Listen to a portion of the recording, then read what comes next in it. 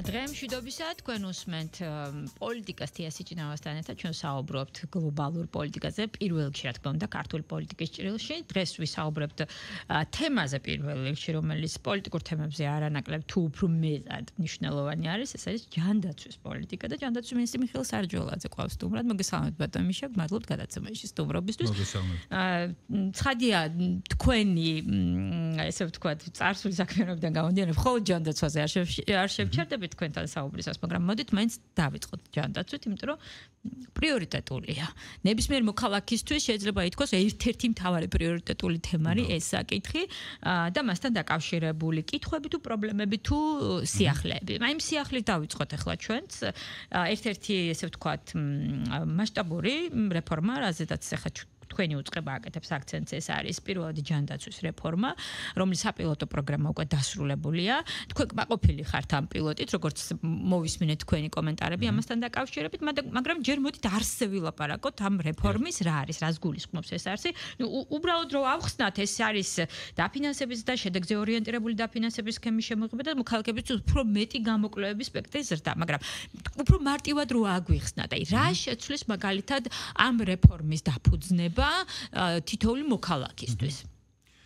დიდი მადლობა მოწვევისთვის. უპირველესად მეც მოგესალმებით, მსმენელს მივესალმებით და მაყურებელსაც, იმიტომ რომ გადის ეს. დიდი მადლობა რომ ამ თემით დაინტერესდით და მინდა დაგარწმუნოთ რომ აი თქვენ რო დასაწყისში ბრძანეთ რომ თუ უფრო მეტად მნიშვნელოვანია რომ თუს და ამ დაშვების გარეშე შეგვიძლია ვთქვათ რომ კი ჯანდაცვა რა თქმა უნდა არის უმნიშვნელოვანესი საკითხი. მე თუ მკითხავთ საერთოდ პოლიტიკის და ყველაფრის აი ფუნქცია საბოლოო ჯამში ადამიანებისთვის კეთილდღეობის მოტანაა და სწორედ ეს სფეროა, სადაც ყველაზე მეტად ესაჭიროება ადამიანს დაცულობის განცდის შეძენა და სწორედ მოქალაქეც ამ პრინციპით აკეთებს არჩევანს. რასაკვირველია, ვინ მოუტანს მას მეტ კეთილდღეობას. ამიტომ ეს ერთ-ერთი ყველაზე მეტად საინტერესო ჩვენი მოქალაქეებისთვის საინტერესო სფეროა. ამიტომ მიხარია რომ აქვს შესაძლებლობა ვისაუბრო ერთის მხრივ ჯანდაცვაზე და მეორეს მხრივ წარმატებებზე რომელიც აქვს ჩვენს ქვეყანას და მათ შორის ეს პირველად ჯანდაცვასაც ეხება საბედნიეროდ. ძალიან ამბიციური გეგმა გვაქვს დასახული, ამბიციურიც და იმავდროულად შედეგზე ორიენტირებული იმ თვალსაზრისით რომ ძალიან ბევრი სიკეთე შეიძლება მოუტანოს ქვეყანას საზოგადოდ, უფრო გამართოს ჯანდაცვის სისტემა საზოგადოდ. ეხლა რას ნიშნავს ჯანდაცვის პირველადი რგოლის, აი პირველადი ჯანდაცვის რგოლი როგორ მუშაობს და რა ფუნქციების მატარებელია. მისი ფუნქცია არის ძალიან მარტივად, აი ყველაზე პრიმიტიულად რო შევეცადო ამის ახსნა, ეს არის ყველაზე პირველადი რჩევის მიცემა ადამიანისთვის, რომელსაც ჭირდება ჯანდაცვის სერვისი, ის როგორ დაკვალიანდეს, ასე შემიძლია დავარქვა ამას სახელი, როგორ დაკვალიანდეს შეგულისხმება, აი ყველას ყავს მაგალითად ან მეზობელი მეგობარი, შეიძლება ნათესავი, შეიძლება ოჯახის წევრიც ექიმი, რომელიც პირველ შემთხვევაში, აი როგორც კი მაგალითად რაიმე გვაწუხებს. პირველივე სიმპტომისთანავე შეიძლება რჩევა მივიღოთ იმასთან დაკავშირებით, ვის უნდა მივმართოთ. ან მეორეს მხრივ, როგორ ავირიდოთ კონკრეტული გართულება კონკრეტული დაავადებით, რა პროფილაქტიკური საშუალებები არსებობს, რა გამოკვლევები იქნება რეკომენდირებული იმისთვის, რომ რაიმე გართულება თავიდან ავიცილოთ და ასე შემდეგ. ადამიანებს ვისაც ასეთი ექიმი ოჯახში ყავს, იმისთვის მარტივია ყველაფერი. ვისაც არ ყავს, იმას ჭირდება რა თქმა უნდა, რომ სადმე სერვისი იყოს ხელმისაწვდომი, ვისაც მიაკითხავს და აი ამ პირველად რეკომენდაციას მოისმენს. ეს არ არის არც რაღაცა მაღალტექნოლოგიური გამოკვლევა და ასე შემდეგ, ეს თავისთავად არის რომ ის ვისაც ჭირდება ნამდვილად მაღალტექნოლოგიური გამოკვლევა, ამაზე მიიღოს რეკომენდაცია, რომ დიახ, ვიღაცას ჭირდება, აი შენ გჭირდება, ამ შემთხვევაში შენ უნდა მიაკითხო ამ და ამ ექიმს. აი ვისაც ეს არ ჭირდება და შეიძლება ტყუილად მიიყვანოს საავადმყოფოში, იმასაც ეთყვის რომ ამ შემთხვევაში ეს შენთვის აუცილებელი არ არის, უფრო მარტივად შეიძლება გადაწყვეტა მონახვა ამ გზით. რა წამალი უნდა მიიღოს რომელი მედიკამენტი, რა აცრა უნდა ჩაუტაროს თავის შვილს, ან მაგალითად როგორ აირიდოს თავიდან რომელიმე გართულება. ან მაგალითად ეს არის ადამიანი, რომელმაც პირველმა უნდა მისცეს რჩევა ადამიანს, რომელიც გარკვეულ რისკ ჯგუფში შედის.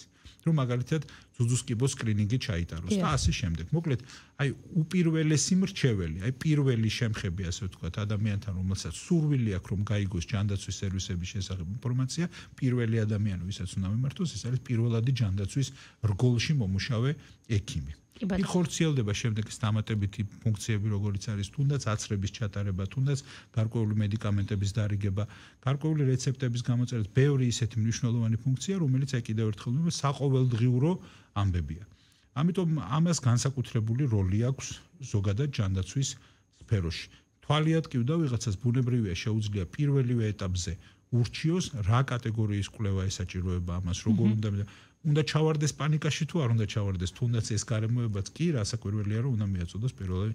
შევეცადე ძალიან მარტივად ამახსნა ეს ყველაფერი, მაგრამ ამის გამართულობაზე ბევრწილად არის დამოკიდებული შემდეგ სხვა პროცესების სწორად მართვის შესაძლებლობის არსებობა ქვეყანაში. ამიტომ ვფიქრობ, რომ ამაზე ყურადღების მიქცევა არასდროს ზედმეტი არ არის და გვაქვს მოლოდინი, რომ მათ შორის აი ამბიციურია თქო გეგმა რო ვთქვი, რომ მომდევნო 4 წლის განმავლობაში დაახლოებით 120 მილიონის ლარის დამატებით დახარჯვას ითვალისწინებს ამ მიმართულებით. ეს ნიშნავს იმას, რომ გაზრდის შესაძლებლობებს პირველადი ჯანდაცვისა ეს დამატებითი დაფინანსება და მეორეს მხრივ შეღავათი, რომელსაც მიიღებს მოქალაქე სახელმწიფო მთლიანობაში ჯანდაცვის დანახარჯებში, შეიძლება იყოს ბევრად უფრო მეტი, ვიდრე ეს დანახარჯი იქნება ასევე მომდევნო 4 წელს. თუმცა ეს გარკვეულწილად ფინანსური მასტიმულირებელიც არის რიგი მიმართულებებით, ხო, კლინიკებისთვის. რა თქმა უნდა. აი, მოდით ახლა ესე შევხედოთ. ყველაფერს ჭირდება, მათ შორის როდესაც ფინანსურ სტიმულაციას ეხება, ყველაფერს ჭირდება მონიტორინგი, ხო ესეა, ასე თუ იმის აგეწა. აი, ამის მონიტორინგის მექანიზმი როგორ იქნება? ეს ერთი რაც მაინტერესებს და მეორე ის რაცაც თქვენ საუბრობთ, მოითხოვს ადამიანურ რესურსს, ხო ესეა? მე ვიცი რომ გადამზადებასაც ითვალისწინებს. როცა ამ თემაზე ვმუშაობდი, მოვიკითხე კიდევაც, ანუ სტატისტიკა როგორია, როგორც წესი, ახალგაზრდა თაობას, ან მომავალ თაობას ეკებებს, განსაკუთრებით აინტერესებს ცოტა სხვა მიმართულებების, ქირურგია, სხვადასხვა სპეციალობებია უფრო, ესე ვთქვათ. აი, როგორ შეიძლება დაინტერესოს სამინისტრომ ან რეფორმამ ეს მიმართულება, განსაკუთრებით პოპულარული ან მიმზიდველი გახდეს და მიიღოს რაც თავარი ხარისხიანი. ერთია რეფორმა, მაგრამ ის უნდა იძლეოდეს პირველ რიგში ხარისხიანი ჯანდაცვის შესაძლებლობას, ხო ეს ორი საკითხი მაინტერესებს. აბსოლუტურად გეთანხმებით. ერთი კადრები არის გადამწყვეტი. მიუხედავად მაღალ ტექნოლოგიურ პერიოდში ცხოვრებისა, რა თქმა უნდა, მაინც სამედიცინო პერსონალი. ჯერჯერობით ადამიანს ვერაფერი ვერ ანაცვლებს. ეს უმნიშვნელოვანესია, ითქვას, რომ ყველაფერს წყვეტენ, რა თქმა უნდა, ადამიანები, რომლებიც ასრულებენ ამ ფუნქციებს. ეს რამდენად ლაზათიანად, რამდენად კარგად, ეფექტიანად შეასრულებს ამ ფუნქციას, ამაზეა ბევრწილად მთლიანად ეს საერთო მაჩვენებლებით დამოკიდებული.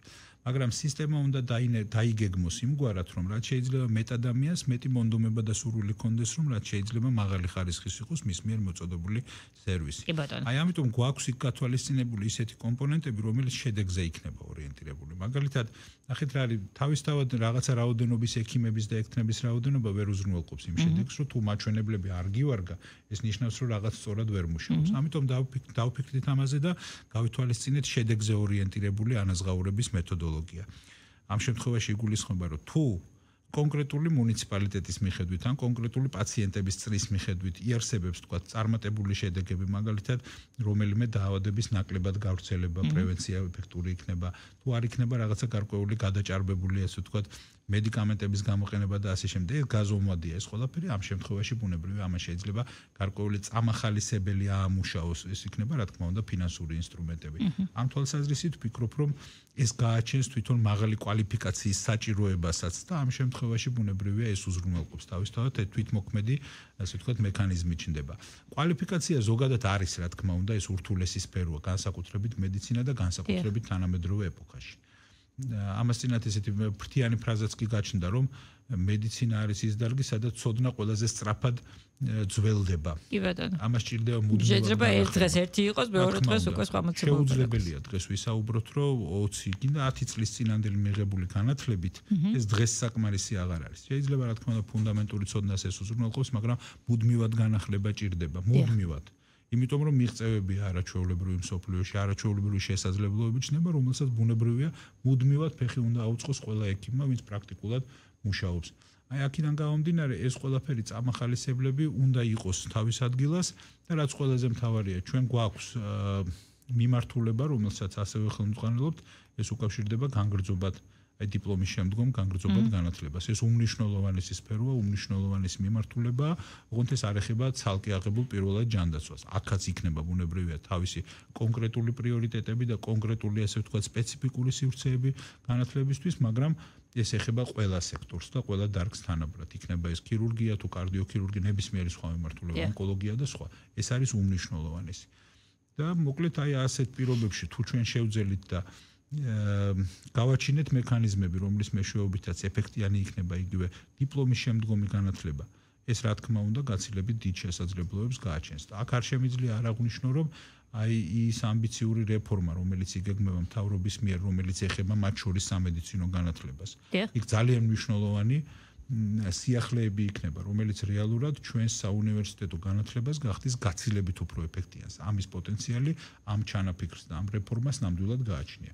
უზარმაზარი ცვლილებები იგეგმება, უმნიშვნელოვანესი რეფორმები, რომლის შედეგადაც იცით რა არის მთავარი გამოწვევა დღეს, რომელიც არსებობს, რომ როგორ შევძლოთ და არ მიეცეს აი კომერციულ დაინტერესებას, კომერციულ ინტერესებს, რომ დომინანტი გახდეს სხვა უფრო ღირებულ, უფრო მნიშვნელოვან საკითხებზე, როგორიც არის თუნდაც მედიცინა, თუნდაც განათლება. აი ამას ყველაფერს თავის ადგილას დააყენებს მათ შორის ის რეფორმა, რომელიც განათლების სფეროში იგეგმება. საპილოტე პროგრამა როგორც მივხვდით დასრულებულია, ეხლა როდის ამოქმედდება და ჩვენ ასე გქონდა დაგეგმილი, რომ 1 ნოემბრამდე უნდა ყოფილიყო ეს პილოტირების რეჟიმი, როდესაც ჩვენ ავკრებდით ინფორმაციას, რომელიც დაგვეხმარებოდა უკვე ამ დარჩენილ წლის ბოლომდე პერიოდში, რომ დავგეგმოთ გარკვეული ნაბიჯები. ამაზე დაგვჭირდება თვითონ სექტორთან კონსულტაციები, იმიტომ რომ მოგეხსენებათ, რომ დღეს საქართველოში უმეტესობა პრაქტიკულად სამედიცინო დაწესებულებების არის კერძო მფლობელობაში. ამიტომ მათთან კონსულტაციები და კომუნიკაცია არის კრიტიკულად მნიშვნელოვანი. სახელმწიფოც აპირებს, რა თქმა უნდა, საკუთარი შესაძლებლობების განვითარებას და გაუმჯობესებას, მაგრამ ჩვენ მოგვიწევს, რა თქმა უნდა, თანაცხოვრება კერძო სექტორთან. ამიტომ ეს ბუნებრივია, რომ სერვისის მიწოდების ხარისხი ერთგვაროვანი უნდა იყოს, მიუხედავად მიმწოდeblis ვინაობისა, ასე ვთქვათ. აი აქედან გამომდინარე, აი ამ პერიოდში, იანვრამდე პერიოდში ჩვენ შევეცდებით, რომ აი ამ აღებული აკრეფილი ინფორმაციის საფუძველზე მივიღოთ უკვე ის გადაწყვეტილებები, რომელიც დაგვეხმარება კონკრეტულად უკვე კონკრეტული პროცესის დაწყებისთვის. კი ბატონო. ერთი თემაცაც შევეხოთ, ეს უკვე პირველად ჯანდაცვას არ ეხება, მაგალითად დეფიციტური მედიკამენტების მართვის საკითხს. ხშირად მოგისმენიათ ალბათ განსაკუთრებით სპეციფიკური მიმართულებით მედიკამენტების პერიოდულად დეფიციტზე. აი მაგალითად სულ ცოტა ხნის წინ იყო ინსულინთან დაკავშირებით ესეთი გამოხმაურება. მსმენია მაგალითად ქიმიოთერაპიისთვის საჭირო საჭიროების მედიკამენტებზე. აი რამდენად მართვადია, ანუ როგორ რამდენად მოქნილი სისტემა აქვს სახელმწიფოს იმისთვის, რომ ეს პრობლემა არ იყოს განსაკუთრებით სენსიტიური ალბათ ამ ადამიანებისთვის, ასეთ სახის პაციენტებისთვის წამლებთან დაკავშირებული საკითხი. კი, ეს მართლაც ერთ-ერთი ყველაზე ესეთი განსაკუთრებული ყურადღებას რო იმსახურებს ესეთი მიმართულება, სამწუხაროდ არის შემთხვევები, როდესაც იქმნება გარკვეული დეფიციტები და ამას მოყვება პანიკებით, ზოგჯერ საფუძვლიანი, ზოგჯერ უსაფუძვლო, მაგრამ ეს სამწუხაროდ გვაქვს ეს რეალობა. მე ვიტყოდი ეს ჩემი პირადი დაკვირვება გახლავთ, რომ ამის მიზეზი შეიძლება იყოს ის, რომ სახელმწიფომ პრაქტიკულად ინსტრუმენტი წამლების უზრუნველსაყოფად პრაქტიკულად თვითონ არაფერი დაიტოვა, ისია პრივატიზებული მთლიანად ეს სექტორი. დიახ. სამომავლოდ ალბათ საფიქრალია იმასთან დაკავშირებით, როგორ იყოს შესაძლებელი, რომ სახელმწიფომ თუნდაც იმ შემთხვევაში, როდესაც კომერციული სტრუქტურისთვის რომელიმე მედიკამენტის იმპორტი კომერციულად არ არის საინტერესო, ამ შემთხვევაში სახელმწიფომ თუნდაც არაკომერციული მიზნით, მაგრამ რეალურად უზრუნველყოს მედიკამენტით საკუთარი მოსახლეობა. აი ამისთვის ალბათ აუცილებელი იქნება მომავალში გარკვეული ნაბიჯების გადადგმა, რასაკვირველია მესმის, რომ სიფრთხილეს მოითხოვს ეს გადაწყვეტილებები და ეს ნაბიჯები იმის გათვალისწინებით, რომ აუცილებელზე მეტად არ შეზღუდოს, ასე ვთქვათ, კერძო სექტორის მუშაობის შესაძლებლობა ამ მიმართულებით, მაგრამ მიუხედავად ამისა ნაბიჯები გადასადგმელი იქნება. იქმნება ასეთი დეფიციტები, ბევრწილად ვართ სამწუხაროდ დამოკიდებული კერძო სექტორის გამართულ ფუნქციონირებაზე, მარეგულირებელ ფუნქციას სახელმწიფო აქ ასრულებს, მაგრამ ალბათ ესეც ამ მიმართულებით გასაუმჯობესებელი იქნება ეფექტიანობის თვალსაზრისით ხარისხი, ასე ვთქვათ, თვითონ რეგულირების. რაც შეეხება ინსულინს, ამასთან დაკავშირებით უნდა ვთქვათ, რომ არის ხოლმე შეფერხებები სამწუხაროდ. ორი გლობალური ლიდერია მსოფლიოში აი ამ ინსულინის წარმოებაში. 2-3 შეიძლება ესე ითქვას. ევროპის კონტინენტზე ეს არის ორი ყველაზე მსხვილი მწარმოებელი, ეს არის დანიური კომპანია Novo Nordisk და Sanofi ფრანგული. ორივე ჩვენ ბაზარზე წარმოდგენილია, ორივე ეს მედიკამენტი. სხვადასხვა მიზეზით, სხვადასხვა განწყობის გამო და ასე შემდეგ, სხვადასხვა პაციენტები ირჩევენ სხვადასხვა მედიკამენტებს. ამის მიხედვით ხდება ბაზრის მომარაგებაც ამ ორი კომპანიის მიერ. სხვა შორის ეხლა ეს თემა გახდა ძალიან პოპულარული და საინტერესო პოლიტიკურად განწყობილი ადამიანებისთვის, მაგრამ რა არის მედიცინა რახან არის წამალს რახან ეხება, ბავშვს რახან ეხება, აქ ცოტა მეტი სიფრთხილე მართებს ზოგიერთ მედია საშუალებასაც, ზოგიერთ აქტივისტსაც, ზოგიერთ პოლიტიკოსსაც, როდესაც აკეთებენ განცხადებებს. მე მესმის და შეუძლია ყველაფერი დამაბრალონ თქვა რაღაცა ყველაფერი თქვან, მაგრამ ტყუილად და უსაფუძვლოდ პანიკის გამოწვევა იმ ადამიანების ნერვიულობა, ვინც ამ წამლის მოლოდინშია, ეს არც თუ მაინდა-მაინც კეთილსინდისიერად გამოიყურება. მით უმეტეს, როდესაც ეს ყველაფერი ხდება ტყუილზე დაფუძნებით, მით უმეტეს, როდესაც გადასარევათ იციან ადამიანებმა, რომ ეს არის ტყუილი. მაგალითისთვის შემიძლია გითხრათ, ადამიანს, რომელსაც ვესაუბრეთ, რომ მოსალოდნელი ვესაუბრეთ, აი კონკრეტულად შემიძლია ეს აბსოლუტურად სრული პასუხისმგებლობით თქვათ და უთხარით, რომ Novo Nordiskis მოწოდებული, აი ერთ-ერთი ამ გლობალური ლიდერის მიერ მოწოდებული მედიკამენტს აქვს გარკვეული შეფერხება იმ კომპანიის, მომწოდებელი კომპანიის ბრალით, არა ჩვენი ბრალით, ამაზე სრული პასუხისმგებლობით სულ ცოტა ხანში გეტყვით რაშია საქმე.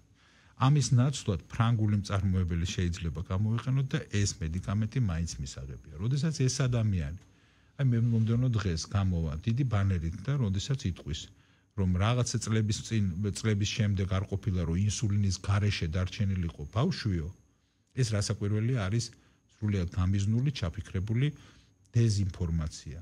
როდესაც მაგალითად დღეს ხელაღებით ზოგიერთი თავის ექსპერტს ეძახის, ის ხალხი გამოდის და იძახის დღეს, რომ თურმე ვითომ სამინისტრომ დროულად არ დაგეგმა შესყიდვა, ეს ტყუილია და მათ ძალაუნებურად გამოსდით თავდასხმა აი დანიურ კომპანიაზე.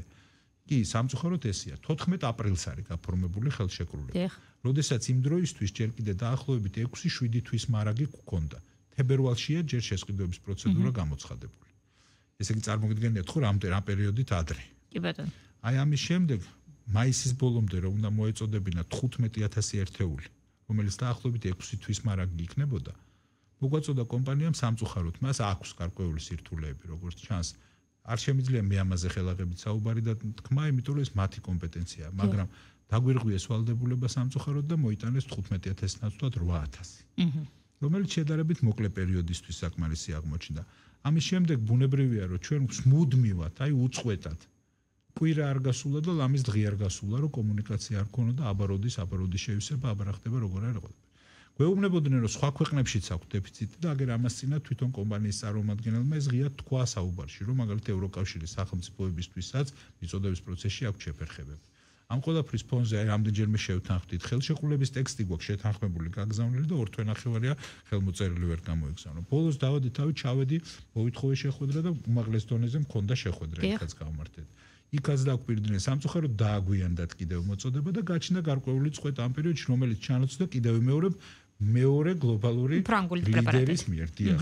ბევრი ადამიანი ანუ ეხლა არ არის დეფიციტი, არ ყოფილა არც ერთი საათით ეს დეფიციტი არ ყოფილა. უბრალოდ წამლებს შორის სხვაობა იყო, ანუ მომწოდებლების მიერ დიახ, აი საქმეც ამაშია და ჩვენ იმიტომ რომ მაგალითად წამლის მედიკამენტის შეცვლის დროს რაღაცა დისკომფორტი რო არ იყოს, ან მართლა ჭირდებოდეს, ან დოზაში გარკვევა, ამიტომ სათითაოდ ყველა მშობელს, უკლებლივ ყველა მშობელს დაურეკეთ, პირადად აუხსენეთ. პირადად მე არა, მაგრამ ჩვენმა თანამშრომლებმა აუხსნეს, რაში იყო საქმე. თუ მათ დასჭირდებოდათ ექიმის რჩევა, კონსულტაცია, ნებისმიერი სხვა სერვისი, ბუნებრივია, რომ ამისთვის სახელმწიფო მზად იყო და არავითარ უპრობლემოდ ეს რო ვიცოდეთ, ეს არის მედიკამენტი, ეს Sanofi, რომლითაც ისედაც ჩვეულებრივი პაციენტების საკმაოდ დიდი ნაწილი, ისედაც ყოველგვარი იცვლების გარეშე თავისით, აი პირველ არჩევანს აკეთებენ Sanofi-ს. ასე რომ ეს არასწორია, უბრალოდ ასეთი თემებით სპეკულირება არასწორია, იმიტომ რომ სხვა ბევრგან ყოფილა, როდესაც არასწორს გვაბრალებენ და ყველაფერს ვერ გამოეპასუხით, მაგრამ აქ მე მჭირდება რომ ვიყო აქტიური და ვთქვა და ყველაფერს თუნდაც ეს აბსურდი იყოს პასუხი გავცე, იმიტომ რომ ის მშობელი, რომელიც შეიძლება საქმეში გარკვეული არ არის, მან არ დაუჯეროს ამას ყველაფერს და არ ეგონოს რომ მისი შვილი დარჩენილია ინსულინის გარეშე. გასაგებია, ჯანდაცვაზე ბევრი შეგვიძლია ვისაუბროთ და ბევრი თემა არის, რომელსაც შეიძლება შევეხოთ, მაგრამ ცოტა დრო გრჩება და ამიტომ ახლა მოდით პოლიტიკასაც შევეხოთ, რომელიც თქვენგან შორს არ არის წასული. პოლიტიკა საერთოდ შემთხვევაში პოლიტიკურ თემებს გულისხმობს. ბოლო პერიოდში ერთ-ერთი მთავარი სასაუბრო თემა ბრიუსელისა და თბილისის გართულებული ურთიერთობა. ანუ ვაკვირდებით ჩვენ პოლემიკას, ესე რომ ვთქვათ, ყოველ შემთხვევაში პარლამენტის თავმჯდომარე ყოველდღიურად მოუწოდებს ბრიუსელს, რომ დაგმოს 4 ოქტომბრის ძალადობა და თავდასხმა, მაგრამ არ ჩანს ბრიუსელიდან ასეთი მკაფიო პასუხი. აი, რამდენად რთულად გესახებათ ბრიუსელთან საერთო ენის გამონახვა? იცით, აი თქვენ ბრძანეთ, რომ პარლამენტის თავმჯდომარე მოუწოდებსო, მაგრამ მეც უერთდები ამ მოწოდებას, იმიტომ რომ ეს არის აუცილებელი.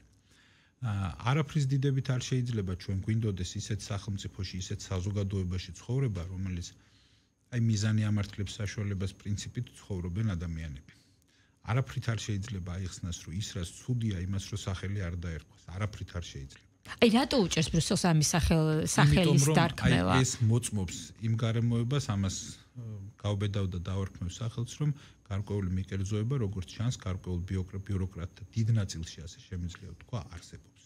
ეს არის რომ არა მიკერძოება, უბრალოდ აუხსნელია, რომ სახელმწიფო ინსტიტუტებზე თავდასხმა, დამხობა, გადატრიალება, ძალადობა აღმოჩნდეს შეწყნარებული ევროპული ცივილიზაციისთვის. ამიტომ მე ეს მაფიქრებინებს ზუსტად, რომ ეს არის ბუნებრივია დიდი მიკერძოება, რომელიც ცალკეულ პოლიტიკოსებს ევროპაში შეიძლება გააჩნდეთ. რას დავარქმევთ ამ ევრობიუროკრატებს თუ სხვა რამ, მაგრამ ეს არის ფაქტი.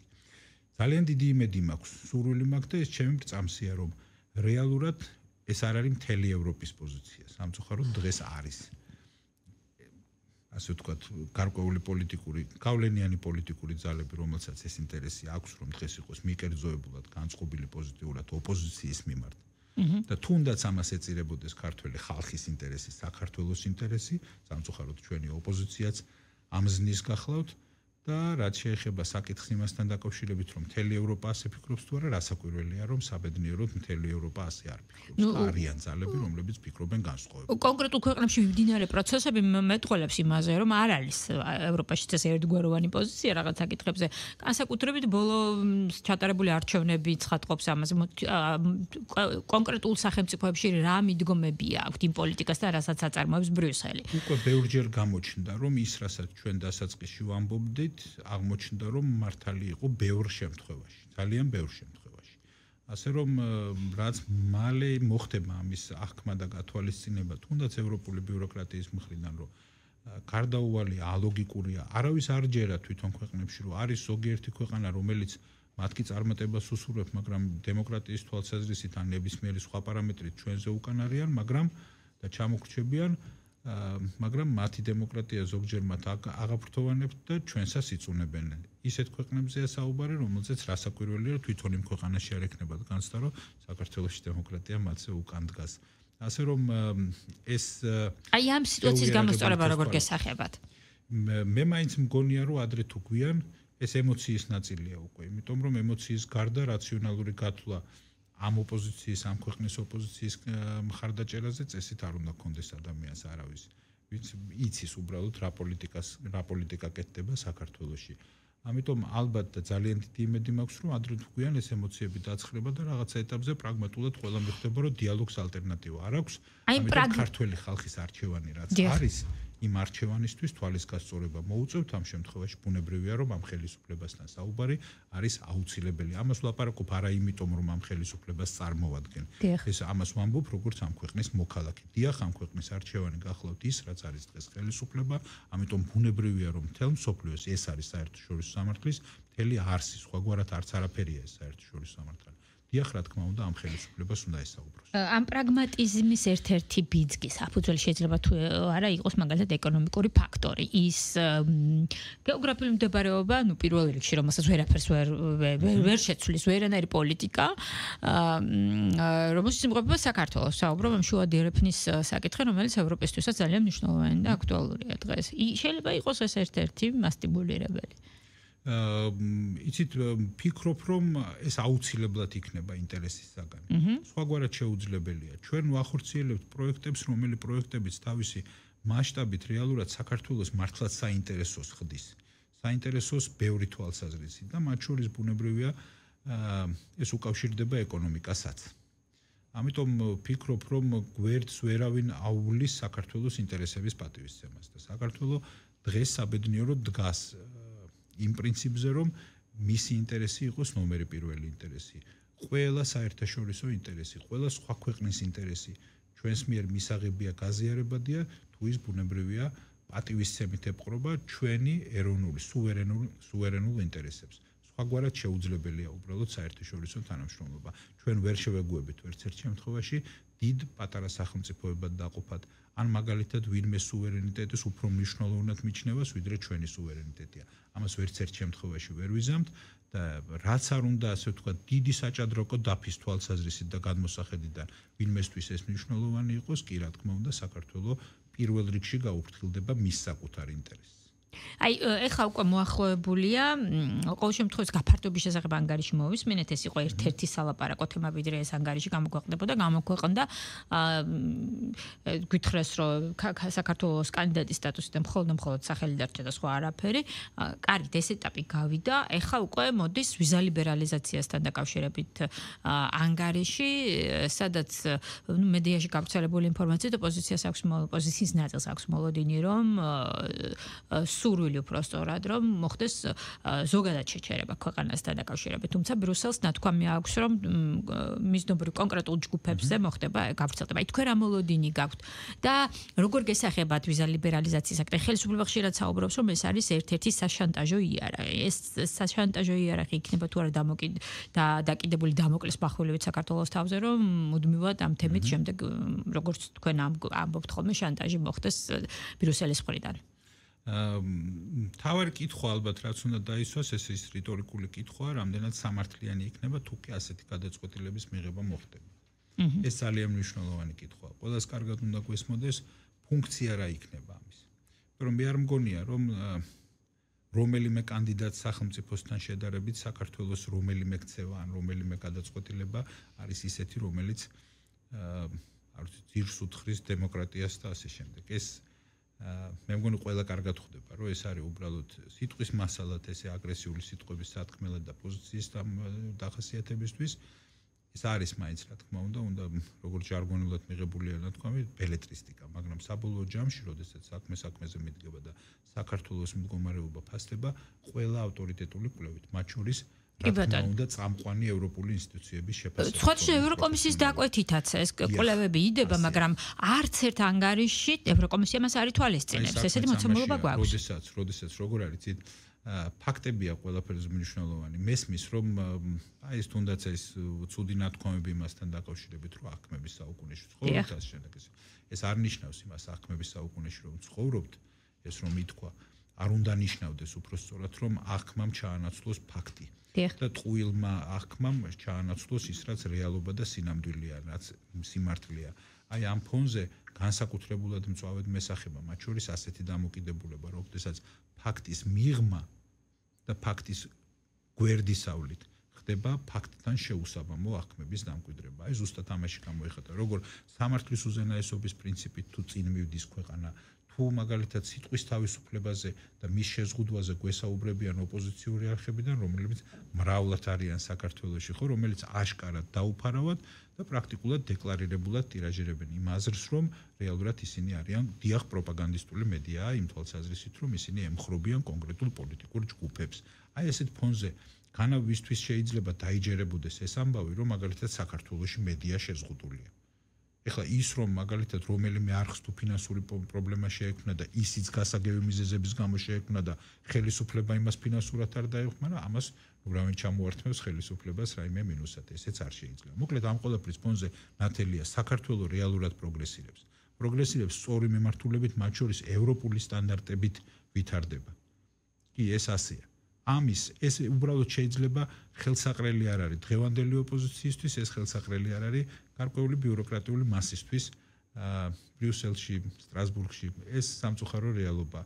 აი ამ ყველაფრის ფონზე აი ეს განაპირობებს რეალურად ეს შეუთანხმებლობა ყველაფერს. აი თქვენ თქვით რომ რამდენად სამართლიანი იქნება გადაწყვეტილება თუ არა, აი სამართლიანობა იქნება თუ არა, მაგალითად ოპოზიციას აქვს იმედი რომ თუ კი ბრიუსელი მიიღებს გადაწყვეტილებას რომ ქვეყანა შეუჩეროს ვიზა ლიბერალიზაცია, მოსახლეობა ხელისუფლების მისამართით გამოთქვამს რისხვას, პრეტენზიას და ეს ხელს შეუწყობს ოპოზიციური პროცესის განვითარებას. ეს პრიმიტიული გათვლა მე არ ვიცი. თქვენ არ გაქვთ ესეთი მოლოდინი? იცით შეიძლება გარკვეულ ნაწილში ეს განცდა გაჩნდეს. შეიძლება იყოს ისე, რომ ეცდებიან აი ამ აზრის კულტივირებას, მაგრამ მინდა ვთქვა, რომ ქართველის ხასიათი სხვათა შორის ცოტა განსხვავებულია.